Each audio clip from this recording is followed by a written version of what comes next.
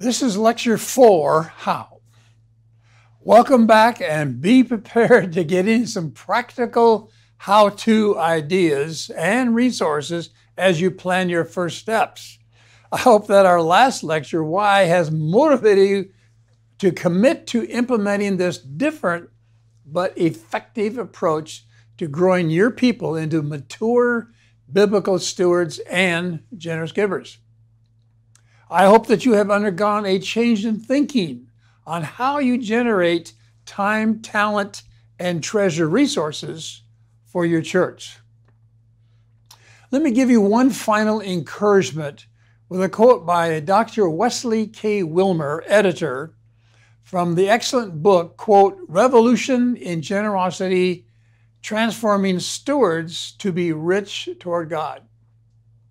I was privileged to be one of the 20 authors asked to write one of the chapters. Dr. Wilmer, in his introduction, said, quote, the authors in this book are proposing that there is a more God-honoring approach of providing resources, focusing on transforming stewards to be rich toward God. And as I said in lecture 2, when that happens, resources for your church happen, and that's great news. In this lecture on how, I will be providing an outline of the specific actions you will take as you organize and implement your own stewardship and generosity education ministry.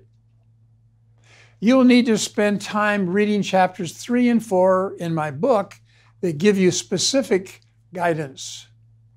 You will want to obviously start with prayer. Here's what to pray for. Pray for the formation of your stewardship generosity lay leadership team.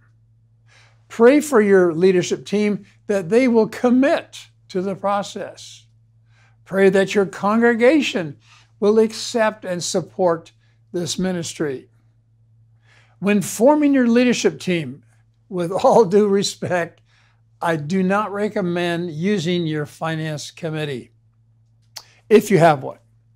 Rather, look for respected, spiritually mature, generous leaders who also have a marketing or outgoing personality, because they're going to need to promote and run this ministry. In chapter 3 of my book, I list several positions on the leadership team, but here are the top 3: team leader, administration and communication, and promotion. You will want to be very patient and careful who you pick for these positions, especially the team leader. Take your time. Make sure you have the right one, because as the team leader goes, so goes your ministry. In chapter 3, I list other possible positions along with job descriptions that you might add as your ministry grows. And I provide an organizational chart to use as you select candidates.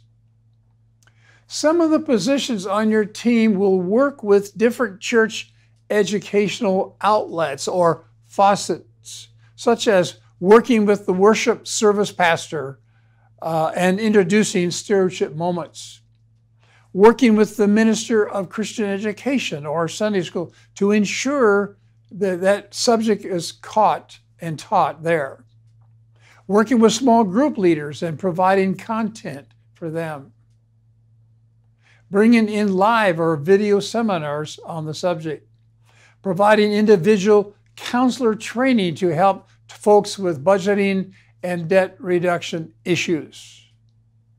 It is also important to assign a board member and staff member to serve on the team as a representative of church leadership.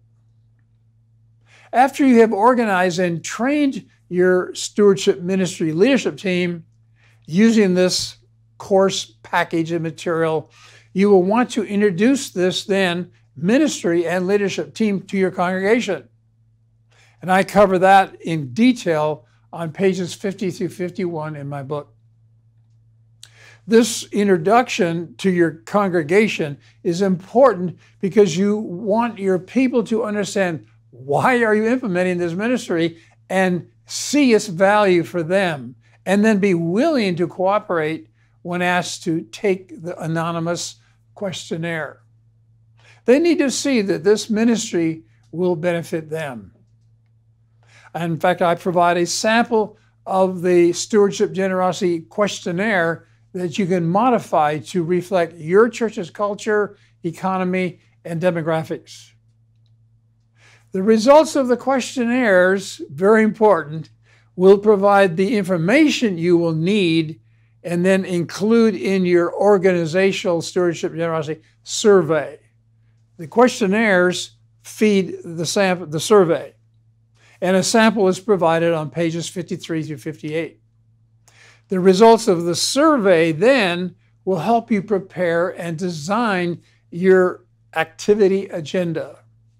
You can see how each of these builds on the other. You are now ready to create your active agenda.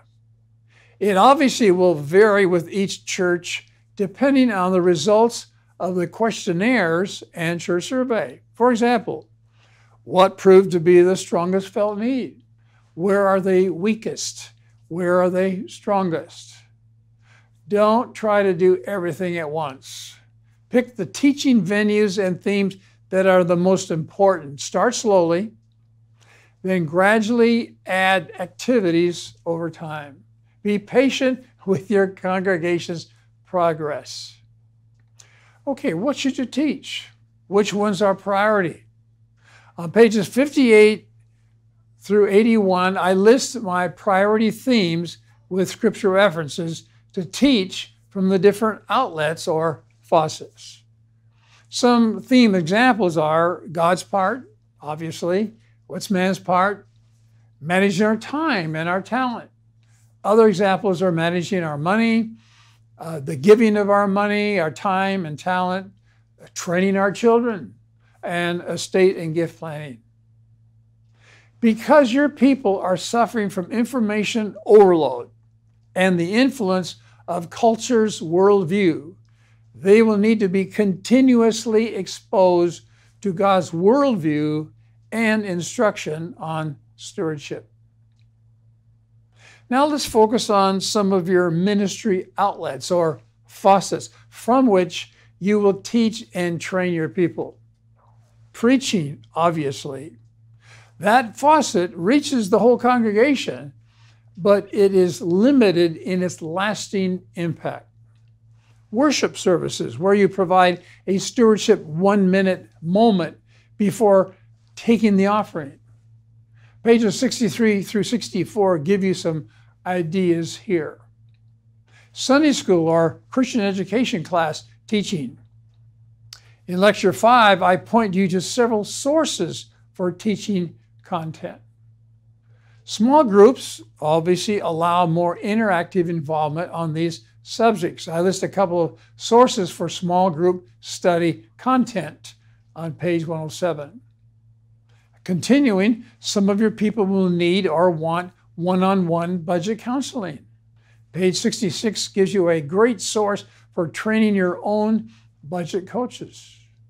Written materials may include a newsletter, your website, your library, worship folder, etc. These outlets or faucets give your people a little taste of the subject content. In your new member classes, don't forget to let them know about this area of church teaching. If you do premarital counseling, I can't think of a more important subject to help them get started right. Some more. Don't forget to include steward teaching at any of your weekend retreats. And be sure to schedule a seminar or two each year on some aspect of stewardship, such as financial and estate planning. For your members with larger estates, consider showing my 14-minute video on win-win estate gift planning strategies. On pages 69 through 71, I give you 12 additional ideas for enriching your tailored stewardship generosity ministry. And because you are competing with all the other church activities and agenda, you will need to continually, this is key, continually promote your ministry to your people and leadership. This is an ongoing process. This is done, obviously, as you announce your various activities, such as a new study for your small groups, or a seminar, or a preaching series. But there are other generic methods you can use to keep the message in front of your people. This can be an article, testimony by a leader or member, or ministry outreach report that was funded by your generous giving, etc. You get the point. You are now ready to activate your designed agenda. The design you created in cooperation with church leaders will dictate priorities and available resources. Follow the results of the questionnaires and church survey, as well as constraints by other church leadership goals and plans. Start with prayer, then proceed at your own realistic pace. You will most likely need to make some adjustments as you go along. Think in terms of about 2 years. On pages 74 through 80, I give you a sample 2-year agenda to help you visualize how your agenda might look. Most likely, your agenda will vary from my sample, but hopefully it will help you get the feel of a typical one. On page 80, I give you a few more activities to possibly include during these 2 years, such as giving ministry reports on the results of your congregation's generosity. In other words, tell your story. Other ministries are doing it. Thank your people for their involvement and generosity. Set up a brokerage account so that you can receive donated securities besides cash. Finally, as you approach the end of year 2, you want to perform an evaluation by using my, quote, Stewardship Generosity Ministry Evaluation Checklist. And that's on page 81 through 83. The results will allow you to make any corrections or changes in the following years. Your faithful effort will produce fruit, and as you observe the hearts of your people responding, you can rejoice that God is blessing your efforts. Be patient, it will happen. In preparation for my last and next lecture, number 5, be sure to read the rest of my book and the online supplementary resources. Let me conclude lecture 4 by quoting Colossians 1 verses 28-29, where the Apostle Paul says, quote, "We proclaim him, admonishing and teaching everyone with all wisdom, so that we may present everyone perfect," or mature, "in Christ. To this end I labor, struggling with all his energy, which so powerfully works in me." That's our goal. God bless you.